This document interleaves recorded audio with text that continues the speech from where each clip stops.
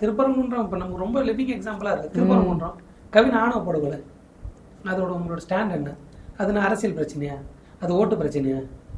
அது வந்து ஆட்சி மாற்றத்துக்கு பேசுகிற விஷயமா? அது வாழ்வியல் பிரச்சனை, சமூக பிரச்சனை. 5000 வருஷமாக இருக்குது. இந்த காலத்துலேயும் படித்த ஒரு ஒரு நல்ல படித்த வேலை இருக்கும், கொடூரமாக கொள்கிறாங்க. உங்கள் கருத்து தெரிவிக்க மாட்டீங்க நீங்கள். அப்புறம் நீங்கள் அம்பேத்கர் பெரியார் பேசுகிறீங்க. அப்போ யார் இது கருத்து மறுப்பா? இப்போ இதில் கருத்து தெரிவிக்காதெல்லாம் யார்? RSS, பிஜேபி, சாதி என்ன உடையவங்க. இப்போ உங்களுக்கு அவருக்கு என்ன வித்தியாசம்? நீங்கள் அந்த வித்தியாசத்தை காட்டணும்ல. அட்லீஸ்ட்டு ஏன்பா இவங்க பேசுகிறாங்க, அவங்களோட அதிகமாக பேசணும்ல. இப்போ நீங்கள் சொல்கிற திமுக எல்லாத்துக்கும் ஒரு அட்லீஸ்ட் ஸ்டேட்மெண்ட் விடுறாங்க, ஒரு ஸ்டாண்ட் எடுக்கிறாங்க. நீங்கள் அவங்களோட நல்ல ஸ்டாண்ட் எடுங்க, நல்லா போராடுங்க. செய்யலையே. அதெல்லாம் மக்களை ஏமாத்துறதுன்னு அவர் சொல்றாரு. நீங்க வந்து இந்த மாதிரி ஸ்டாண்ட் எடுக்கிற மாதிரி நடிக்கிறீங்க. ஒட்டுமொத்தமா முதல்வர் வந்து எப்பவும் நடிச்சுட்டே இருக்காரு. அவர் நடிக்கிறாரு, நீங்க உண்மையா இருங்க. இதான் அவரோட அட்லீஸ்ட் நடிக்கிறாருங்க.